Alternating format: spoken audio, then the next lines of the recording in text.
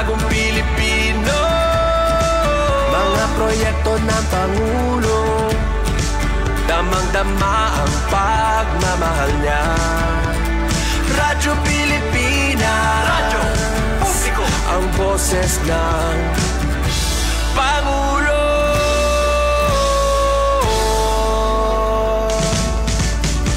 Karamay nyo kami, kahit malayo man kami nakakarating. OFW magsasaka, buhay ay iba't iba, san mang lugar ng bansa natin. Tulay ng mga hinaing, ang problema ng bayan ating lulutasin. Tulay sa himpapawid, tulay ng pagbabago. Radyo Pilipinas, radyo publiko ng bagong Pilipinas. Radyo publiko, Radyo Pilipinas, radyo publiko ng bagong Pilipino. Mga proyekto ng Pangulo, damang-dama ang pagmamahal niya.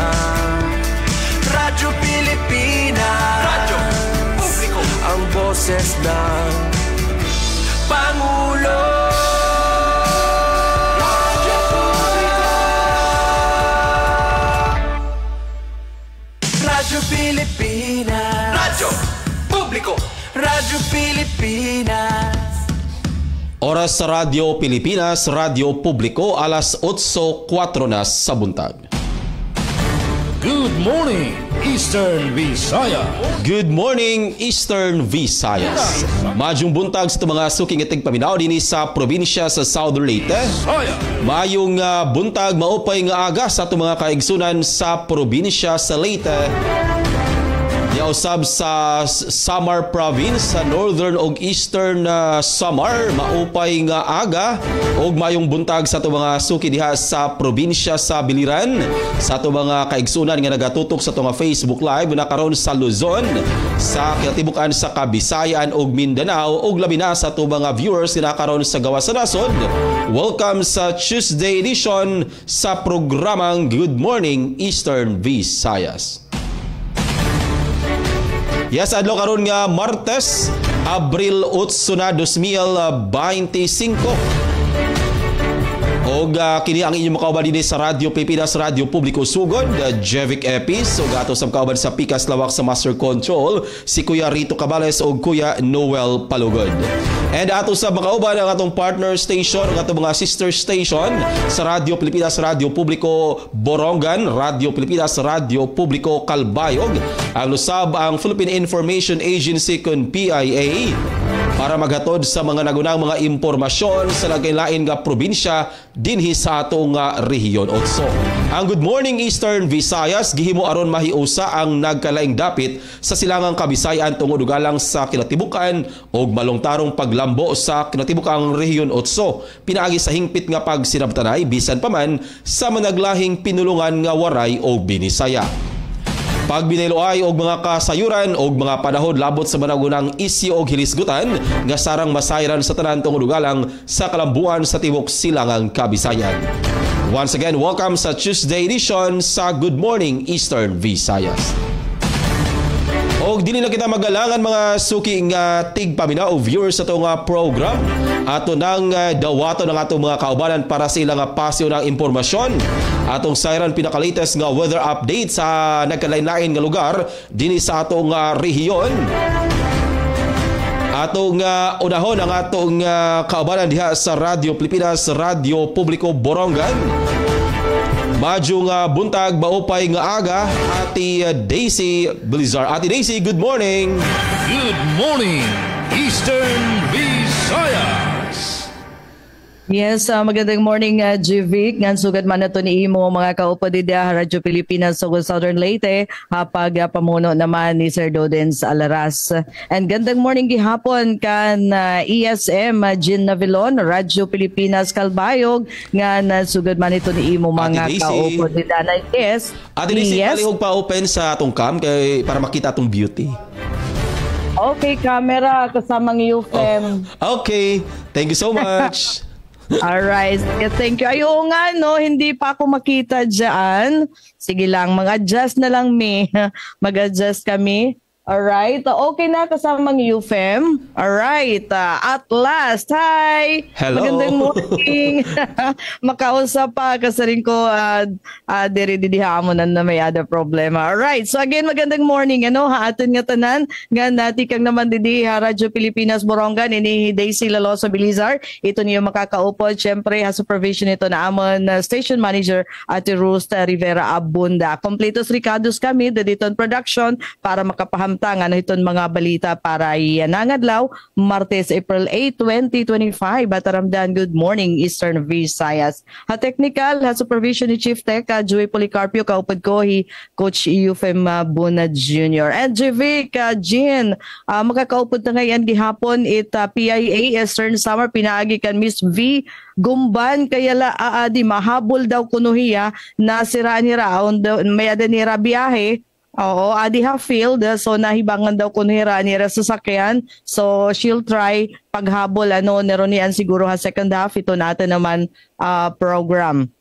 Sana makahabol So amon panahon didi mauran kami kaninahan kaagahon. And maupay nala kayo na nga past 6 in inudong na aton pag-uran para naman amon mga tipasok pa eskwelahan, mga opisina diri Malangan nga na yan na Mr. San amon nagpipirit pagsirak kaya la madalumdum ito na amon na kalangitan. So para na aton dida mga magawas nga daton ira pa mga karadtuan may ada mga lakat pagdara na lahin payong para sigurado Sterlis ito nakakaapekto aton nga weather system pero may ada mga paguran nga aton may expect although isolated la. So ito naman pa di sitwasyon haamon pagtaga kuryente waray nakasked nga power interruption kay natapos na didihad to naglabay nga weekend pero hapag kaya napadayon na iton preparasyon liwat iton Eastern Summer Electric Cooperative kun isa Melco para na hiton election. So from time to time may adanin nira mga iginiesked liwatin mga power interruption para hiton line clearing para masiguro nga diri ini makakadisturbo dida hiton oras na hiton eleksyon. And hapag taga tubig didi waray naman water interruption nga abiso iton Borongan Water District. Peace and order situation nagpapabilin nga mahimyang generally iton sitwasyon iton probinsya iton Eastern Samar and we're glad nga ada kami iton green category iton classification iton COMELEC para yan na naman nga election. Waray kami good na threat didi pero ito namon didi mga ito naman COMELEC and then ito naman mga enforcers amo padayon iton preparasyon iton pagbantay pagsiguro nga magiging secure iton election come May 12 2025. Ngan samtang ikaupat na hinakadlaw hiton pork holiday didi hiton syudad hit Borongan dari hiton outbreak hit African swine fever kon ESF. So didihan amon merkado yan ang aga warek makahiling pero kakulupan aga aton amon la mga tinda nga karne amo Ankara beef tapos may adaliwat chicken didihiton amon wet market Pero diri daman inihiya nangangahulugan Jvic and Jean nga waray na kami didi baligya nga karne mapapalit lagi hapon iton pork didi hiton na mga dagko nga mga meat shop may ada kami didi mga meat shops and then didi daman for example hiton Pure Gold ini dagko nga mga supermarket and HSM may adaliwat nira dida supply hiton pork kay ini nga ira pork inti kang inihagawas iton probinsya. So imported from other province, other region, ti kangin mga ASF free nga mga area. So nakakasulod nga diha amon kaya la ini nga pork holiday nagre-resulta ga din nga kulang iton amon supply hiton karne nga baboy pero not necessarily nga masari nga waray tal nga wara kami didi. Andiri ila pwede katayon, diri la pwede pagkarnihon nga hindi ri pwede i-transport adton mga baboy nga didi talaga hasakob hiton syudad hiton Borongan. So diri pwede pa-transport nga iton iba nga lugar nga diri liwat pwede Iyon, diri pwede ma-transport nga diri kami pwede magkarni haton mga baboy nga tikang didihiton syudad diton Borongan. Pero yung ibang nagaling sa labas pwedeng makapasok as long as mayroon silang mga necessary documents, di ba? May adaman hiton mga clearances ano nga ginpapakita para masiguro nga safe gihapon iton mga nakakasulod nga karni nga baboy nga di naman haamon. Ate Daisy, kumusta ang presyo? Apektado ba? So far wari pakpalit kay oo, wari ang makakadi pero usually ini nga mga meat shops nga iton nga ni nga mga dagko nga mga meat shop, mga private diri dihiton merkado and dihiton SA mas mahal iton hiya iton presyo para dihiton aton wet market, di ba? Mas mahal talaga iton hiya. So yan na, I'm not sure kung humitaas yung presyo niya kasi nag-isda na lang kami. Okay. Oo. So at least mas mas healthy ba? No? Timing po natin Daisy kay next week is Holy Week naman. Puasa. Yeah, parang sakto lang din. Parang sakto lang din Pero di naman iton amon fish pagkaya na itamon supply naman kay syempre siya man kuntay niton ma-fill in hiton kakulangan hiton supply hiton karne in so far dara kay na improving man iton panahon diri naman hiya gimahali. Kay just like iton baliling mapapalit didi yung isda nga baliling at 180 to 200 pesos per kilo. No? So dati dida nga ni hiton amihan na abot iton hiya as much as 300 pesos. No, so kapag kaya nadara kay probably damo iton supply mo pa iton panahon adala hiya 200 180 per kilo. So at least ba mas barato and then chicken permanente man hiya nga barato, di ba? Asya nga ni nga amoy nito na aton alternative nga meat para andiri nakakaapong hiton tag 300 o almost 400 nga presyo hiton cara beef nga nasugad naman hiton na pork. So amo iton amon sitwasyon didi hindi naman nangangahulugan nga wala talagang karning baboy na baligya didi hiton syudad. May ada yung mga didi anon la nga mga baboy iton diri pwede igbaligya. So asya initon sitwasyon didi ha syudad hiton Borongan and ito na aray ngayon didi syempre yung mga tindahan nga mga gudti-gudti syempre kasi mas barato man kun ira mapapalit didi hiton wet market kay mas magiging mamadako iton ira gana whereas kun mapalit ira didi hiton nga mga supermarket in mahal. So magiging mas mahal na didi iton ira tinda. And then iton mga mamaralit doon, mga consumers, parang kami may ada kami agam-agam hiton pagpalit daman hiton karne kay itamon ba bangin tikang din hila daman ha Borongan. So gabahiton pero mahagot man iton pag-implementar hiton mga policies may ade sumpay hini nga outbreak hiton ESF, iton local government unit, hiton Borongan nga supported hiya hiton provincial government, pinaagi hiton provincial veterinary office. So yun yung sitwasyon namin dito. And samtang iba naman nga balita, iton amon din mga estudyante ha Department of Education pati iton mga teachers nangangandaman na para hininga end of school year activities, di ba nakasked na didiha amon starting Friday may ada na mga activities like mga closing program pagtapos itong school year 2024-2025 ha Department of Education. So Friday hanggang Tuesday next week itong mga schedule na hininga end of school year activities. Nga naton importante yan ang anunsyo, may ada importante nga anunsyo itong Maritime Industry Authority kon Marina nga Philippine Coast Guard atong mga diri dokumentado nga mga motorboats din ya syudad hiton Borongan alayon pag-register. Tinikangan niya na nga aga, yan nga adlaw nga daniton ka Friday dihira ha barangay Sabang North Borongan. No, didi Sabang North Borongan, kailangan nga marehistro ito niyo mga sasakyan ha dagat. Upod naton mga recreational boats. Sugad hiton mga speedboats, kailangan nga ma-register hiton Marina and Philippine Coast Guard. Iton panawagan niya na didi ha syudad hiton Borongan. Nanpeno para itong headlines at mga balita yan ang adlaw nga nahikayan Radyo Pilipinas Borongan. Para na April 8, 2025, fourth year nursing students and Our Lady of Mercy College kon OLMC igin papailarom in standard first aid training workshop hiton Borongan City Disaster Risk Reduction and Management Office. Samtang ESF affected nga mga parauma nga wara insurance sa Philippine Crop Insurance Corporation beneficiaryo hit national indemnification. Saad nga balay para haton mga rebuilding nga binalik na hapiod hit gobyerno tutukuron habungtuhan maslug. Monitoring han project lawangan binhi habung to iton Dolores padayon nga ginbubuhat hit Department of Social Welfare and Development.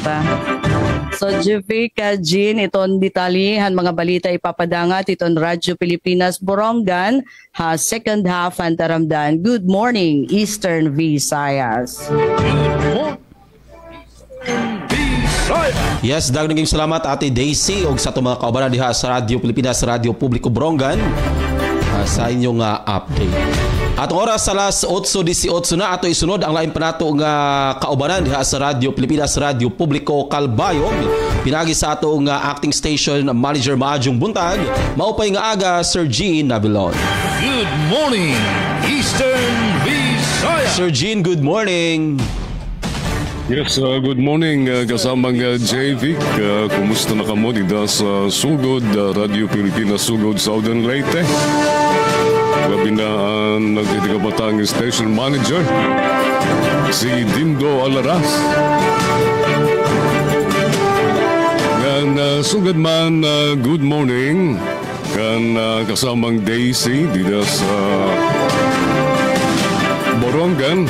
Kumusta na ang station manager dito si SM Ruth Abonda. Yan, kumusta mga staff and management sa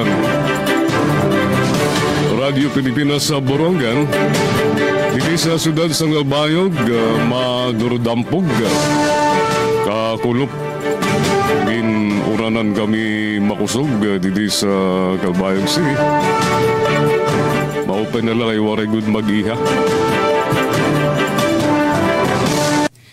Ganyan na madurudampog Eastern Visayas. sa pagtaga kuryente, mga kasangkayan. Unahon tanay ang Calbayog Water Company sa pagtaga tubig itanay. May the scheduled power interruption sa Huwebes ang Calbayog Water Company. Abril Jess.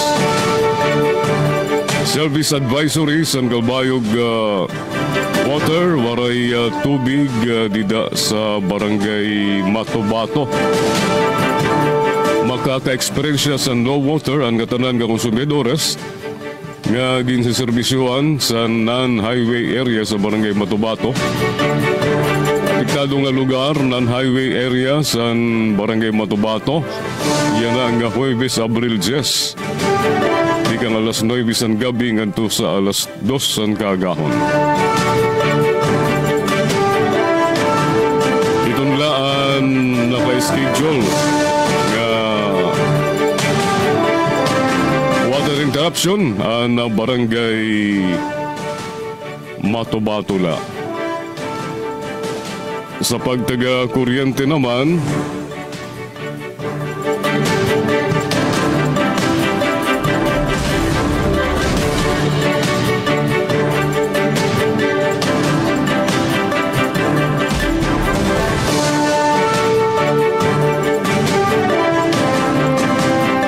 diretso yan ang serbisyo sa pagtaga kuryente sa Melco 1. Labot lain sa ton magpagkakamayada sa yan ang adlaw, buwas ng adlaw, Miyerkules, Abril 12.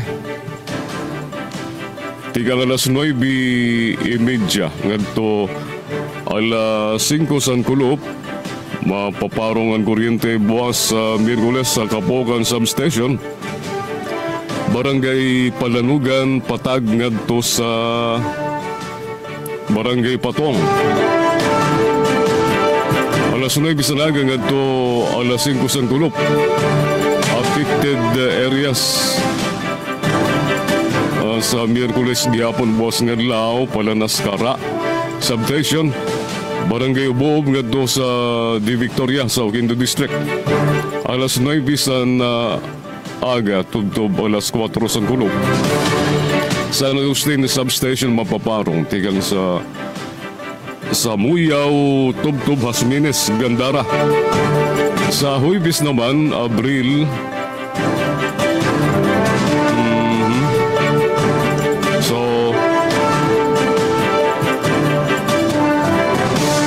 amo ito mga nasagayan aton scheduled power interruption sa Melco 1. Sa pagtagapas i-orden mahimyang man ang siyudad sa Ngabayog sa naglabay nga 24 oras sa waray mga untoward incident. Ngayon dinalaw man namon din nga mahimyang ang eleksyon 2025 sa Bugos nga Primer Distrito sa Samar ngayon din sa siyudad sa Ngabayog.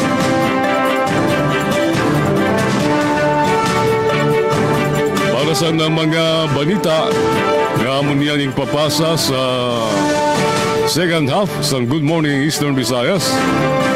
Albayog City Veterinary Office nagpadangat libre nga serbisyo veterinaryo sa Tayaw nga barangay sa siyudad. Katarman Public Employment Service Office gingilala como 2024 Best PES user sa Bugos nga Region 8.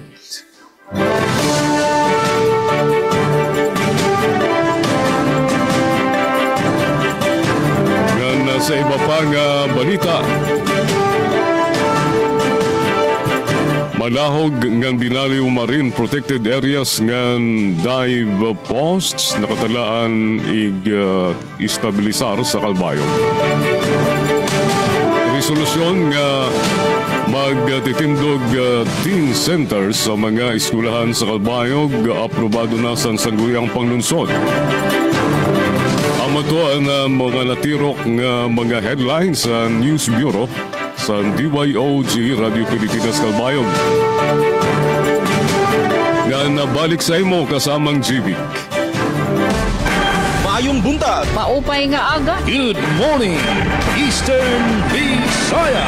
Yes, daghang salamat Sir Gene Navilon ug sa itong mga kaubanan diha sa Radio Pilipinas Radio Publiko Calbayog. Samtang update din sa probinsya sa Southern Leyte ato unahon kahimtang sa panahon sa kasamtangay. Wala gyud nagpakita sa hingpit ang aring adlaw gumikan ini nga panganod nga ato nga makita sa kaunangan nga posibleng magdala og pag-uwan. Sa ato nga pahinumdum ha sa katong maga-travel paingon dinhi sa probinsya sa Southern Leyte.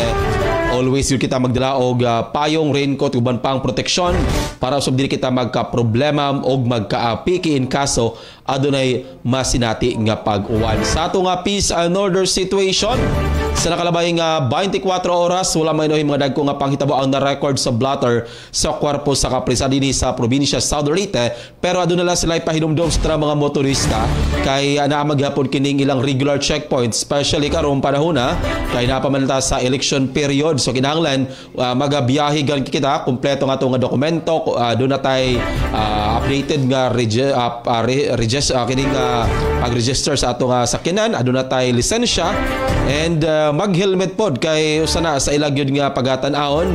So para dili sa magka-problema ang ato nga mga motorista, always kita magdala og kumpletong dokumento and kinahanglan responsable kita nga mga driver once magamaneho kita, mogunit kita sa manobela, kinahanglan kumpleto kita og mga dokumento. Sa lain pang update din sa probinsya sa Southern Leyte with regards sa buhatan sa Soleco kung Southern Leyte Electric Cooperative, so far wala may gipagawas nga scheduled power interruption para karong adlaw nga Martes pero adunay gipasabot ang buhatan nga kagahapon no pasado alas 5:01 sa hapon diagi pinakalit or unscheduled power interruption nga naapektuhan ang barangay Tunga-Tunga kini nga poblasyon barangay sa Dakbayan sa Maasin painguna didto sa boundary sa Maasin ug Matalom Leyte kining barangay Panawan hinuon na dali ra pag sulbad ang naasing nga problema ug matud pa tungod lagi kini sa mga langgam nga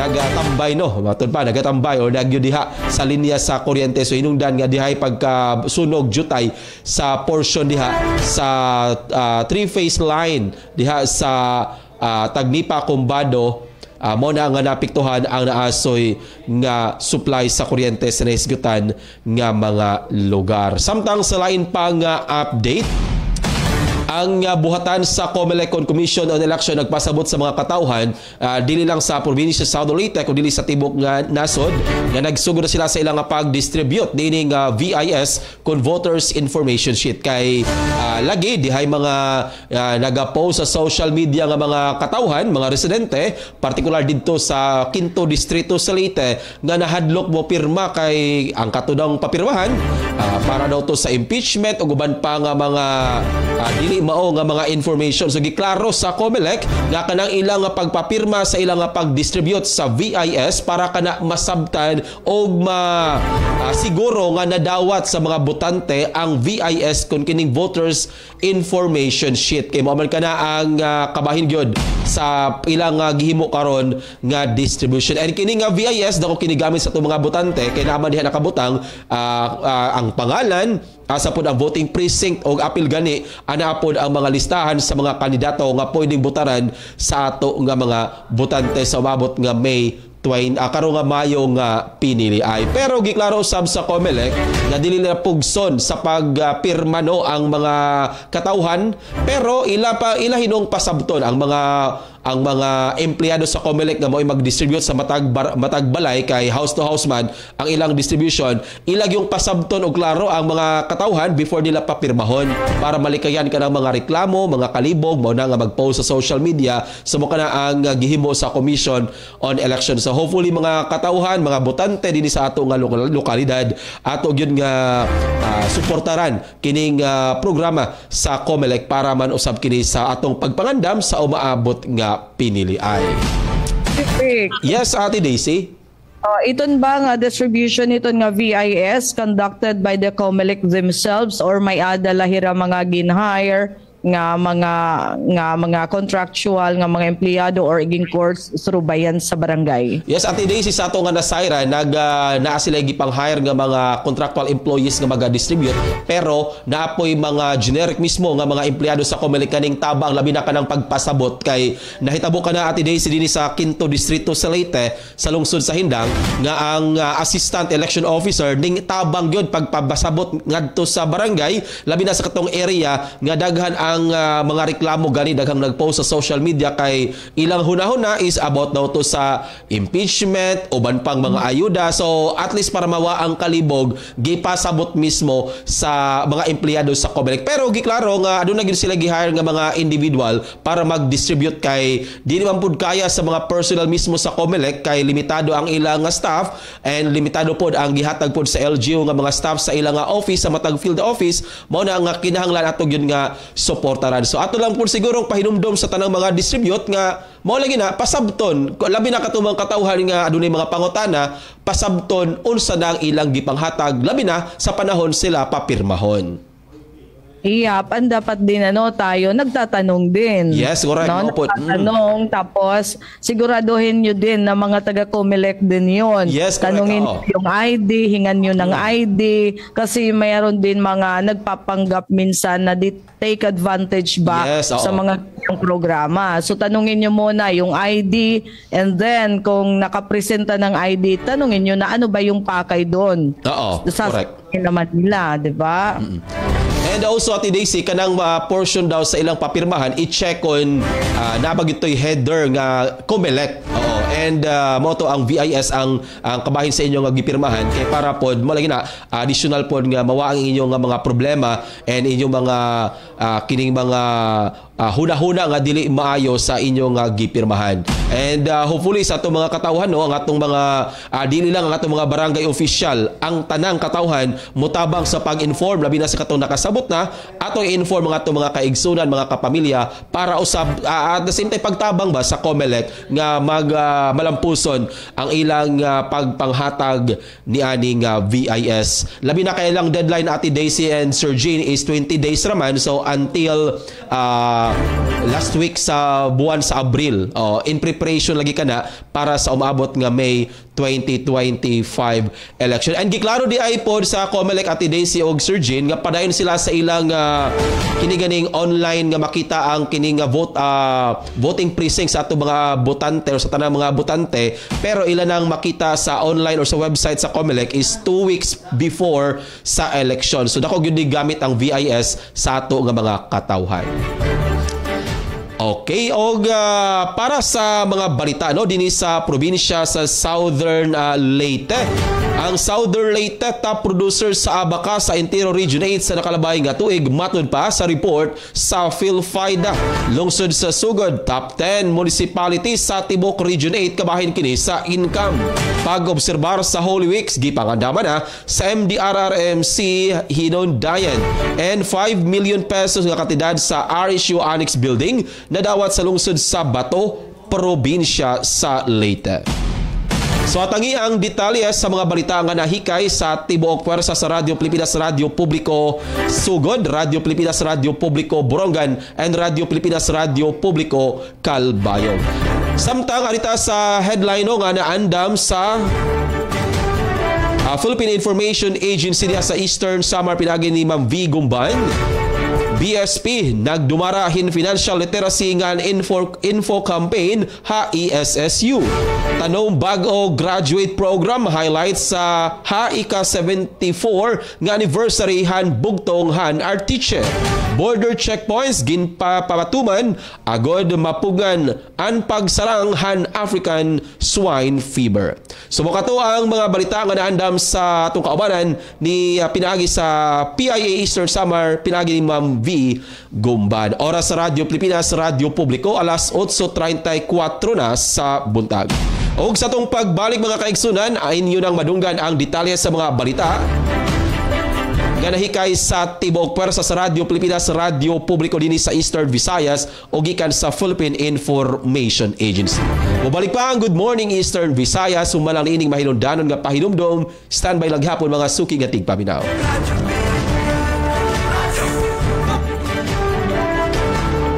Pagkain sa bawat mesa. Yan ang sentro ng kadiwa ng Pangulo. Tampok ang murang bilihin dahil ang mga produkto direkta mula sa mga magsasaka. Ngayon, meron ang Kadiwa Retail Selling, Kadiwa on Wheels, Kadiwa Express at susunod na ang e-Kadiwa. Napatunayan natin na kayang maipababa ang presyo ng bigas, karne, isda, gulay at asukal. Malaking tulong ang Kadiwa Store. Sa kadiwa ng Pangulo, pagkain ay abot kaya ng mga Pilipino. Parami na ng parami mga magagandang pagbabago sa Boracay. Mas kaaya-aya at mas malinis. Kaya naman ang Boracay ay pinangalan ng Asia's leading luxury island destination ng World Travel Awards noong 2024. At ngayong 2025, 17 international cruise ships arrivals ang nakatakdang bumisita sa isla. Tourism is not only an important economic development tool, but the abundance of opportunities that the sector creates in terms of regular employment and even job creation at the grassroots level is undeniable. Sa pagdagsa na mahigit 1.5 million visitors taon-taon, higit na nakikinabang dito mga lokal na mamamayan. At mahigit 3,000 mga lokal ng Boracay ang sinanay ng DOT sa Ecotourism Waste Management. That's tourism with a purpose ni Pangulong Ferdinand R. Marcos Jr.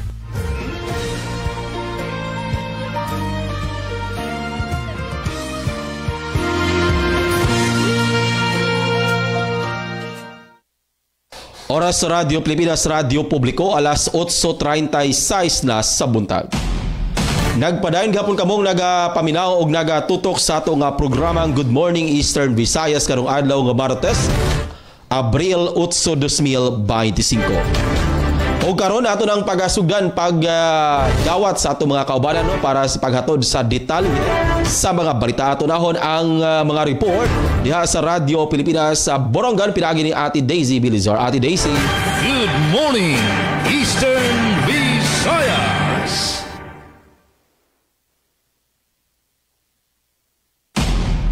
Yes, Ate Daisy. Yes, Otro, magandang morning, Jivic, nga na samtang oras naton may ada na kita 36 minutos sa nakalabayhan na alas 8 haaga. Ngansyahan nga balita na hikayan Radyo Pilipinas Borongan, parang taramdan. Good morning, Eastern Visayas. Yan ang adlaw, Martes, April 8, 2025.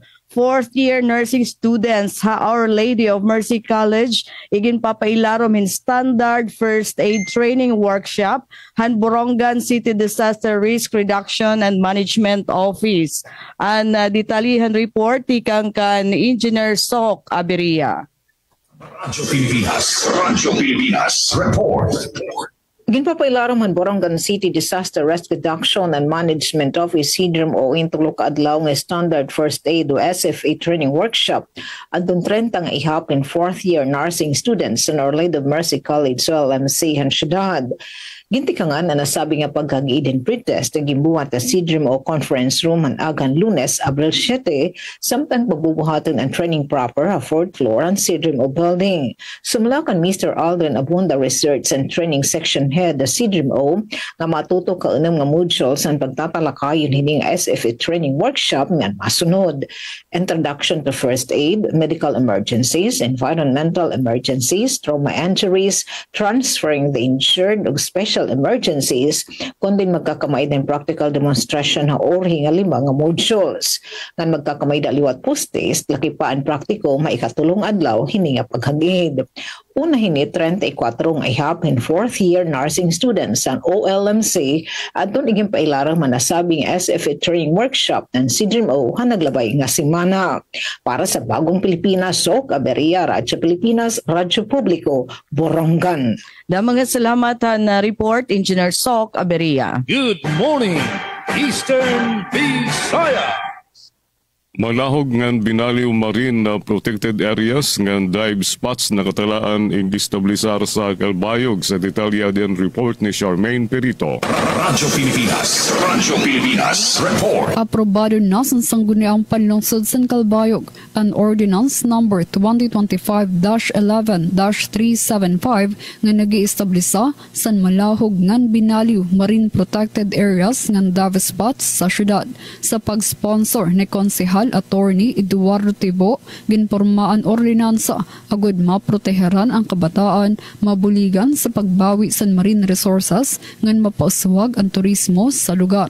Lakip sa mga probisyon, mao ang pagporma sa Kalbayog City Fisheries and Aquatic Resources Management Council nga mangunguna sa pagpatuman sa mga regulasyon. May ada na pulo ka tuig nga moratorium sa pagpangisda sa pipira nga lugar base makarecover ang mga isda ngan corales. Gintutugutan ang limitadong pagpangisda, snorkeling, ngan diving sa ilarom sinistrikto nga giya.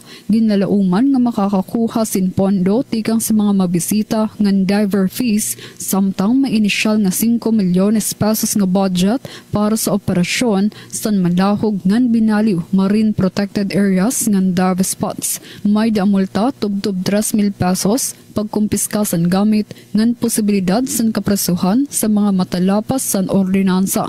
Pinaagi sini nga balaod ginpapakusog san Kalbayog ang paningkamot sa pagpreserba san kadagatan ngan pagpakita nga pwede ini maging sentro san ecotourism ngan diving sa Rehiyon 8. Para sa Bagong Pilipinas, Charmaine Perito, Radyo Pilipinas, Radyo Publiko, Kalbayog. Salamat sa nimo report, Charmaine Perito. Maayong buntag. Maupay nga aga. Good morning, Eastern Visayas. Samtang balita gikan sa Eastern Samar, BSP nagdumarahin financial literacy ngan info campaign ha Eastern Samar State University kun ESSU. Para sa detalye, aniya ang report ni Ma'am V. Gumban gikan sa PIA Eastern Samar. Radyo Pilipinas. Radyo Pilipinas. Report. BSP nagdumara in financial literacy ng info campaign sa Eastern Samar State University. Gindumarahan Bangko Sentral ng Pilipinas o BSP ang asang information campaign para sa mga estudyante sa kolehiyo kaginbuhat at katuroy babaw no ng Eastern Samar State University Borongan Campus. Ginpresentaran mga opisyalan bangko ang bag-o nga disenyo ng mga security features ng 1,000 pesos, 500 pesos, 100 pesos, and 50 pesos nga polymer banknotes. Pinaagihin ni ang Pilipinas inaapin na hakapin 400 nga mga nasod nga nagamit ang polymer banknotes como usa nga pitad para masiguro nga ang aton kwarta mas protektado nga maiha magamit. Iginsaysay liwat ang BSP ang ira importante nga papel sa ekonomiya han nasod, lakip na ang pagkontrol han presyo han mga produkto nga serbisyo, pagpanalipod han kalugaringon nga sistema pinansyal han nasod, ngan pagpapatuman hin epesyente nga sistema ha pagbayad ngan transaksyon. Naghatag liwat ang mga taga-BSP hin mga practical tips para sa secured online financial transactions ngan gintagan doon ang importansya ng cybersecurity.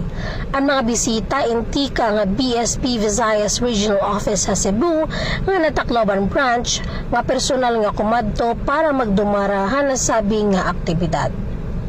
Tika nga Philippine Information Agency Eastern Samar, Vito Lentino Gumban, nagbabalita. Good morning, Eastern Visayas. Southern Leyte, top producer sa Abaca sa Intero Region 8 sa nakalabayang nga tuig, matod sa report sa PhilFIDA. Para sa detalye niya report ni Miss Dalia Abiara Orit. Radyo Pilipinas. Radyo Pilipinas. Report. Nanguna ang lalawigan sa Southern Leyte sa Tibok Region 8 nga dunay pinakataas nga produksyon sa Abaca niaging tuig 2024 matod pa sa report sa Philippine Fiber Industry Development Authority kon PhilFIDA Eastern Visayas. Base sa pinakabagong report sa PhilFIDA, ang Southern Leyte nakarecord og 1,457 metric tons sa Abaca fiber nga produksyon, labaw pa sa ubang lalawigan sa rehiyon. Gisundan kini sa Northern Samar nga dunay 656.14 metric tons, Leyte 606.16 metric tons, Biliran ug Samar 57 metric tons ug Eastern Samar 2.78 metric tons. Sa kinatibukan, ang Eastern Visayas nakaproduce og 2,938 metric tons sa Abaca fiber niaging tuig, 24% pagsaka kumpara sa 2,450.49 metric tons nga produksyon sa 2023. Sumala ni PhilFIDA Eastern Visayas Regional Director Wilardo Sinahon, ang kalit nga pagsaka sa produksyon resulta sa epektibong pagdumala sa sakit, dugang nga suporta sa produksyon ug aktibong partisipasyon sa mga lokal nga kagamhanan ug kooperatiba sa mga mag-uuma. Ang Abaca nga nailhan usab isip Manila Hemp gigamit sa paghimo og PC, espesyal nga papel ug fiber crafts sama sa hinabing tela ug uban pa. Bisan pa sa positibong kalambuan, gipasabot ni Sinahon nga layo paghihapon ang rehiyon sa kasagaran ni ini sa milabay nga katuigan. Iyang gisaysay nga sa 2009 hangtod sa 2010, mikabat pa og 10,000 metric tons ang produksyon sa Abaca sa Eastern Visayas. Apan karong mga panahona, mikunhod na kini ngadto lamang sa 3,000 hangtod sa 4,000 metric tons kada tuig. Ang hinungdan sa mong pagkunhod mo ang grabe nga epekto sa sakit nga bunchy top nga nakatakod sa hapit sa 60% sa mga Abaca plantation sa tibok rehiyon. Dugang paniini, naapektuhan usab sa bagyong Odette sa 2021 ang daghang umahan sa Southern Leyte, ingon man ang kakuwangan sa tanom nga materyales ug mga pagkunhod sa presyo sa low-grade nga Abaca fiber. Bisan pa maniini, nagpadayon ng paningkamot sa ilang opisina ug mga lokal nga leader sa pagtabang sa mga mag-uuma aron mapalambo pag-usab ang industriya sa Abaca sa Eastern Visayas, ilabi na sa lalawigan sa Southern Leyte. Balita ang kikan sa PhilFIDA Southern Leyte para sa Bagong Pilipinas, Dalia Abiara Oret, Radyo Pilipinas, Radyo Publiko. Good morning, Eastern Visayas. Anaton oras may ada pa kita 15 minutos ug sa magalas 9 haaga dugang nga balita tikang didihay Eastern Samar. ESF affected nga maparag-uma nga wala insurance sa Philippine Crop Insurance Corporation, beneficiary hit national indemnification. Ang detalyihan report tikang Kanpen Pumida. Radyo Pilipinas Report. May da makakarawat nga ayuda o national indemnification ang mga parauma nga nalakbatan han African Swine Fever ASF ang ira mga baboy. Inadginhayag ni Dr. Melanie Usita, ASF Provincial Focal Person, Assistant Department Head and OPV, hapakigimang rawahan Radyo Pilipinas. Sigun kan Usita, nga tanan ng mga parauma nga naapektuhan han ASF din Borongan, nga daada ground zero ang sakop han 0.5 kilometer radius, tikang han breeding center o demo farm han mga baboy ha ESO Borongan, in makakatagamtam han indemnification.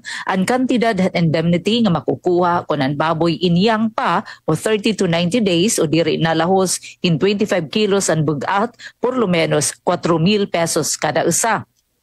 Kung medyo dako na grower within 70 kilogram live weight, 8,000 pesos. Nganan mga anay na, boar or breeder, 16,000 pesos. Pero makakarawat la ini kung waray hirap kapag pa-insured ha PCIC. Eligible ang mga farmers kung nangira mga baboy in napailarom hakaling nga diri insured ha PCIC. Ha government, diri pwede adton double compensation.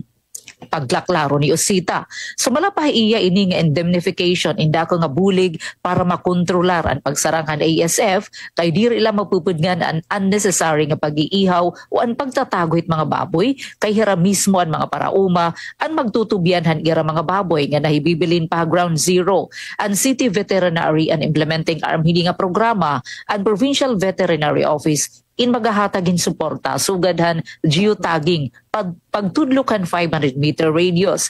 Hiyay nagsagdon ng mga parauma para diri na magsarangan ASF ayaw pag-ihawan baboy kung nakikitaan na signs o symptoms han ASF. Sugad ito diri inakaon ug may da pantal-pantal. Lugod, ayaw kahadlog, igpahibaro ha City Vet o ha Office of the Provincial Veterinarian. Para ha Bagong Pilipinas, Penelope Pumida, Radyo Pilipinas, Radyo Publiko, Borongan. Mga salamat ang report, Ate Pen Pumida. Good morning, Eastern Visayas. Calbayog City Veterinary Office nagpadangat libreng serbisyo veterinaryo sa tayaw nga barangay San Ciudad. Sa detalye, adian report ni Suzette Pretencio.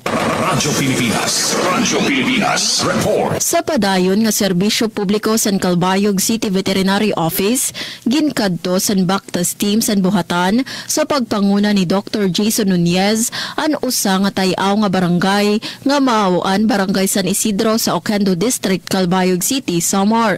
Apisar san malain nga panahon ngan kahirayo san lugar, waray ruwaduha nga ginpadangat san Bactas team kaupod ang grupo san dog catchers san mga magkadrodilain nga libre nga serbisyo veterinaryo sugad sa rabies vaccination, vitamin supplementation, deworming ngan iba pa nga aktibidad.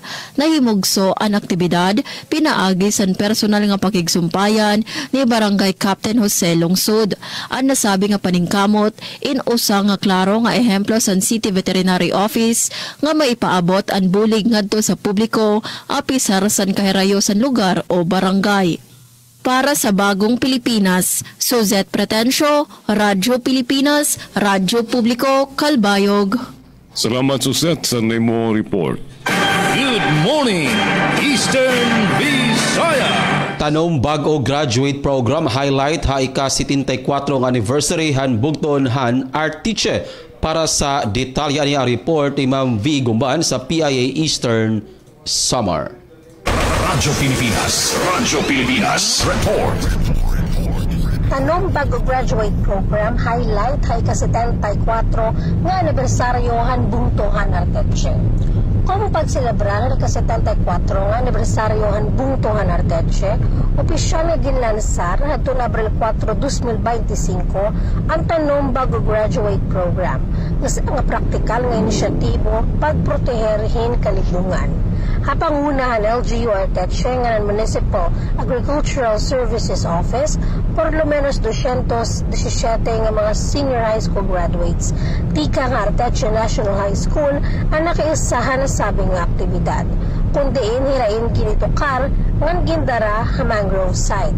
Sa nga paagi, agud mahibaroan ang importansya ng mangrove ecosystems hapan nalipot habaybayon, pagpreserbahan biodiversity nga napagatuba nga epekto ng climate change. Pinaagi ang tanom bago graduate program ginlalauman nga ini nga mga kabataan in manguna hapadayon nga paningkamot han LGU hapag panalipot ha kalibungan labi na ha marine biodiversity. Tika ng Philippine Information Agency Eastern Samar, Vito Lentino Gumban, nagbabalita. Good morning, Eastern Visayas! Lungsod sa Sugod Southern Leyte, top 10 municipalities sa Tibok Region 8. Aniya si Ma'am Gemma Rizriza magatod sa report. Radyo Pilipinas report. Sa balitang lokal na ang kunausab sa lungsod sa Sugod ang laing kalampusan ug pasidungog. Ang Sugod giila nga top 10 locally sourced revenue collections sa Tibok Eastern Visayas kini suma sa gihatag nga resulta sa Department of Finance, Bureau of Local Government and Finance. Ang sa Sugod o ang Sugod giila nga ang local nga ekonomiya ning lig-on, lahutay ug malambuon. Sa 2024 top 10 municipalities sa Eastern Visayas by total locally sourced revenue, naguna ang Burawin Leyte, may kita kini nga 163 million pesos, 537 pesos and 166. Ikaduha ang Kananga Leyte, 136,893,619. Ikatulo ang Katarman Northern Samar, aduna kinikita nga 123,314,497. Ikaupat ang Giwan Eastern Samar, aduna kini 107,319,598. Ikalima ang Palo Leyte, aduna kini 103,329,334 pesos. Ikaunom ang Palumpon Leyte, aduna kini 85,596,212. Ikapito Isabel Leyte, aduna kini 67,918,377. Ikawalo ang Hilongos Leyte, aduna kini 63,340,079 pesos. Ug ikasiyam ang Sogod Southern Leyte, aduna kini 57,941,134. Ang locally sourced revenue naglakip ning mosunod. Numero 1, naguna ang real property tax, tax on real estate properties nga naglakip sa juta, buildings ug improvements. Ikaduha, business license fees nga nag-operate dinhi sakop sa lungsod sa Sogod. Ikatulo, business tax, buhisan sa mga negosyo sama sa gross sales or receipts tax. Ikaupat, market fees na kolekta gikan sa mga nagtinda sa stall owners sa merkado publiko. Ikalima, parking fees nga nakolekta gikan sa public utilities sama sa electricity, tubig ug telecommunications provider. Congratulations Sogod sa pagpanguna ni Mayor Sheffrey Tan, Vice Mayor Jose Ramil Gulo, mga SB members ug mga functionaries. Dinusa ang Sogod sa top 10 sa adunay taas nga koleksyon sa mga kalambuan niini. Balita gikan sa LGU Sogod para sa Bagong Pilipinas, Gemma Destriza, Radyo Pilipinas, Radyo Publiko. Daghang kayong salamat Ma'am Gemma Destriza sa mga report atong oras alas 8:54 na sa buntag. Good morning, Eastern Visayas! Samtang katapusan nga balita at ikang didiha Radyo Pilipinas Borongan, mahugat nga monitoring han Project Lawa at Binhi habung to hiton Dolores Eastern Samar padayon nga ginbubuhat hit DSWD 8. Ang Department of Social Welfare and Development Regional Field Office 8 kon DSWD RFO 8 in padayon iton mahugat nga monitoring han Project Lawa at Binhi kon local adaptation to water access and breaking insufficiency through nutritious harvest for the impoverished Dolores Eastern Samar. Iniin pinaagi hin mga field visit nga ginbubuhat hiton technical staff and risk resiliency program for climate change adaptation and mitigation kon RRP CCAM. Durante hiton field visits adton DSWD FO8 team ina-witness iton bayanihan spirit iton mga partner beneficiaries, partikular na ha Barangay Aruganga, Bungto iton Dolores. Diin hiray nagkakaurusa ha pagtrabaho para mapahiluag pa iton ira tilapia fish pan. Nagpapakita ini iton commitment han komunidad ha pagkabuot han gintitinguhan programa. Naabot hin 300 nga partner beneficiaries gikan na nasabi nga bungto ang aktibo nga nakikiusa ha pag-implementarhan mga aktibidad ha ilarom hini nga proyekto. Lakip na dinhi aton pagdudumara hin vegetable gardening. Ini nga proyekto hindi rila makakabulig ha pagsiguruhan seguridad han pagkaon kun food security kundi naghahatag pahin oportunidad para han kadugangan nga pangita. Pagbulig ha mga komunidad nga magin marigon ha pag-atubang ha magdirudilain nga climate-related challenges. Ini nga mahugot nga monitoring inagpaparigon iton commitment han ahensya ha pagsiguro han long-term sustainability han project lawa at binhi ha palibot hiton Eastern Visayas. Ano sabi nga notisya inahikay ni Dayan Camplon. Bueno Jivic and Jean Sugadman V, dinhi kami nagtatapos sa pagpahamtang na mga balita tikang didi ha Eastern Samar para hini nga taramdan. Good morning Eastern Visayas. Yan ang adlaw April 8, 2025. So hangaran hito na amon station manager at Rusta Rivera Abunda.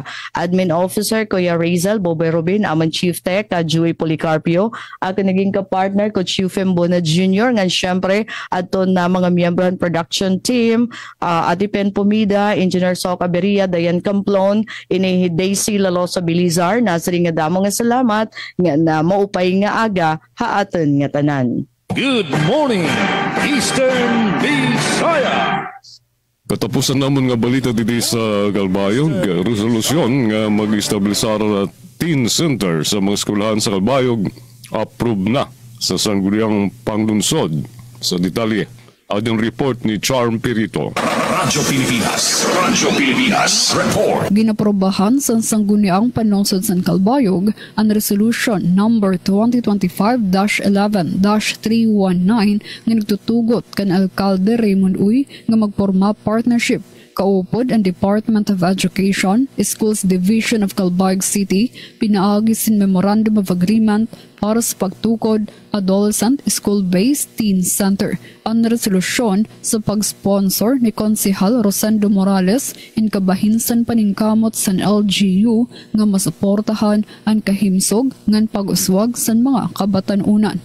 Ang Teen Center in parte sa programa sa Commission on Population and Development ilarom sa Adolescent Health and Development Program. Manguna ang City Population Office sa pagmobilisa sa resources para mahatagan sa serbisyo sugad sa counseling, edukasyon, values formation ngan referral sa mga kabatanunan nga nanginginhanglan sa espesyal nga atensyon. Ginkikilala sa resolusyon ang kahinungdanon sa kooperasyon sa LGU, DepEd o iba pang ahensya para sa holistic development sa kabataan sa Calbayog. Para sa Bagong Pilipinas, Charmaine Perito, Radyo Pilipinas, Radyo Publiko, Calbayog. Salamat Charmaine sa iyong report. Maayong buntag! Maupay nga aga! Good morning, Eastern Visayas! Og para sa katusang nato nga balita, border checkpoints ginpapatuman agod mapugan ang pagsarang han African swine fever. Para sa detalye niya report ni Ma'am V. Gumban gikan sa PIA Eastern Samar. Radyo Pilipinas report. Border checkpoints ginpapatuman na syudad at Borongan agud mapugnan ang pagsarang han African swine fever. Ika nga nalas 12 tuan Abril 4, 2025, ginpatuman na ang mga checkpoint ng mga border barangays sa Bukas ng Kamada kasunod na ipatik na kaso han African swine fever o ASF sa syudad han Borongan. Ingapitadin para masiguro nga waray buhi nga baboy o pork products nga makasulod o makagawa sa Borongan. Antes ni ginpalusad ni City Mayor Jose Ivan Dayan Agda ang Executive Order number CHIDCA 0250 0425 nga nagdideklara pork holiday tikang Abril 4 tubtub Abril 18 yan na nga tuig ha syudad. Ang pork holiday nangangahulugan ay gindidiri ang pag-ihawan lokal nga baboy tikang Abril 4 yan pagbabalidya ini tikang Abril 5 tubtub Abril 18. Subay executive order pwede lang magbalidyahin meat products basta may klaro nga meat inspection certificate. Sumula naman kan City Veterinarian Dr. John Adrian ang ISF pwede matapon pinahagian tsinelas sarakyan ng panakton. Sumula naman kang Dr. Melanie Osita, Assistant Provincial Veterinarian, ang Provincial Veterinary Office in-ready paghatag hinsuporta syudad agud mapugnanan pagsarang ISF a probinsya. Inagat niya ang mga hog raisers ay report layon ni mayda na nakikita nga sintomas ISF ang baktin sugad hanuray nga na pagkaon, panluya, ngan pantal-pantal hapanit. Tikang Philippine Information Agency Eastern Samar, Vito Lintino Kumban, nagbabalita. Yes, naging salamat Ma'am V. Gumban ug sa ato nga mga kabar diha sa Philippine Information Agency sa Eastern Samar. Atong balikan si Sir Gina Vilon para siyang hinapos nga mensahe. Good morning, Eastern Visayas! Hindi na natubtob ang partisipasyon sa Good Morning Eastern Visayas ang aral sa mga nakaupod ko sa control si Engineer Francis Marnie Balbes, si LL Gonzales nga Rataro.